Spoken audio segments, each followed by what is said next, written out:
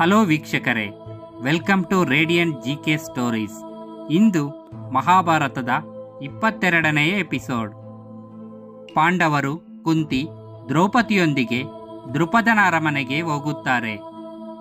ಸಿರಿವಂತಿಕೆ ಉಪಚಾರಗಳನ್ನು ಗಮನಿಸದೆ ಶಸ್ತ್ರಾಸ್ತ್ರಗಳನ್ನಿಟ್ಟಿರುವಲ್ಲಿ ಕುತೂಹಲದಿಂದ ನೋಡುತ್ತಾ ಚಿರತೆಗಳಂತೆ ನಡೆಯುತ್ತಿದ್ದ ಅವರನ್ನು ಕುರಿತು ರಾಜನು, ವೀರರೇ, ನೀವು ಯಾರೆಂಬುದನ್ನು ದಯವಿಟ್ಟು ತಿಳಿಸಿ ಎಂದು ವಿನೀತನಾಗಿ ಕೇಳಿಕೊಂಡನು. ಧರ್ಮರಾಜನು, ಈಗ ಕಾಲವೂ ಬಂದಿದೆ ಎಂದುಕೊಂಡು, ಮಹಾರಾಜ, ಚಿಂತಿಸಬೇಡಿ, ನಾವು ಪಾಂಡವರು, ಇದೋ ಇವನೇ ಅರ್ಜುನನು. ನಿನ್ನ ಮಗಳು ಕ್ಷೇತ್ರೀಯ ವೀರರನ್ನು ವರಿಸಿರುವಳು ಎನ್ನಲು ದೃಪದನಿಗೆ ಮಹದಾನಂದವಾಯಿತು. ದೃಷ್ಟದ್ಯುಮ್ನನು ಓಡಿ ಹೋಗಿ ಭೀಮನನ್ನು ಆಲಿಂಗಿಸಿಕೊಂಡನು. ಮಹಾರಾಜನಿಗೆ ಸಂತೋಷದಲ್ಲಿ ಗಂಟಲು ಕಟ್ಟಿ ಮಾತೇ ಬರಲಿಲ್ಲ. ಕೊನೆಗೆ ಕಷ್ಟಪಟ್ಟು ಅತ್ಯಾನಂದದಿಂದ, ನನಗೆ ಏನು ಹೇಳಬೇಕೆಂದು ತಿಳಿಯುತ್ತಿಲ್ಲ. ದಯವಿಟ್ಟು ನೀವು ಹೇಗೆ ಅರಗಿನ ಮನೆಯಿಂದ ತಪ್ಪಿಸಿಕೊಂಡಿರಿ? ಈವರೆಗೂ ಏನು ಮಾಡುತ್ತಿದ್ದೀರಿ ಎಂದು ಧರ್ಮರಾಜನಿಗೆ ಕೇಳುತ್ತಾನೆ. ಆಗ ಧರ್ಮರಾಜನು ನಡೆದಿರುವುದೆಲ್ಲವನ್ನು ವಿವರಿಸಿದನು.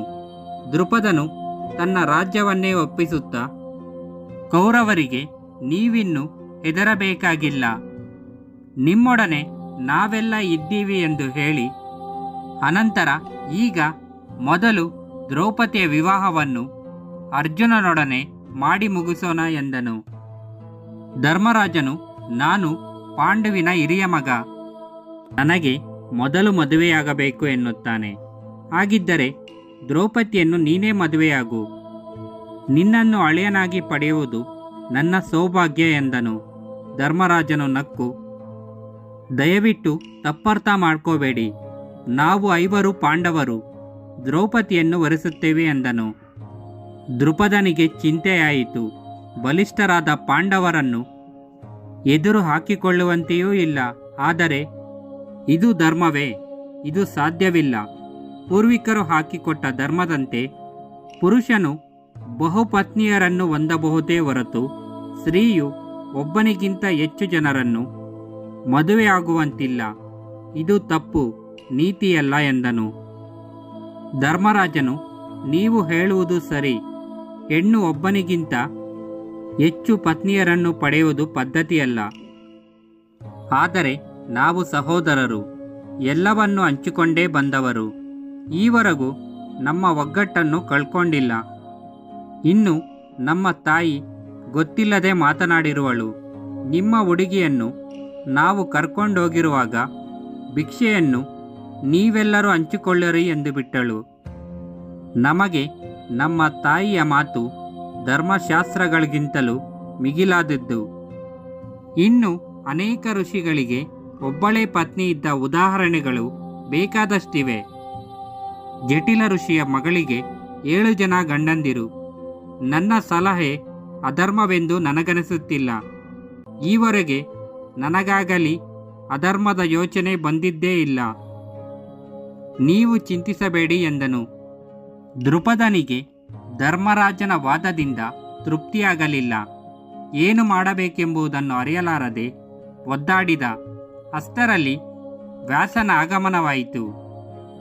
ದೃಪದನು ಗೌರವದಿಂದ ಮೇಲೆದ್ದು ಸ್ವಾಗತಿಸಿ ಸಮಸ್ಯೆಯನ್ನು ಅವನ ಮುಂದಿಟ್ಟನು.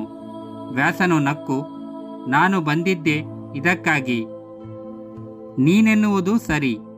ಈಗ ಹೆಣ್ಣನ್ನು ಬಹುಜನರಿಗೆ ಮದುವೆ ಮಾಡಿಕೊಡುವ ಪದ್ಧತಿ ಇಲ್ಲ.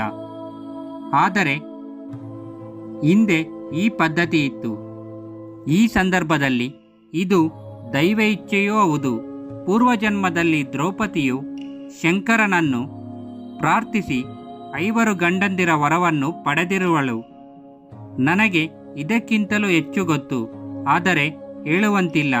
ದೃಪದ ರಾಜ, ನನ್ನ ಮಾತನ್ನು ನಂಬು, ಇದರಲ್ಲಿ ಅಧರ್ಮವೇನೂ ಇಲ್ಲ ಎಂದನು.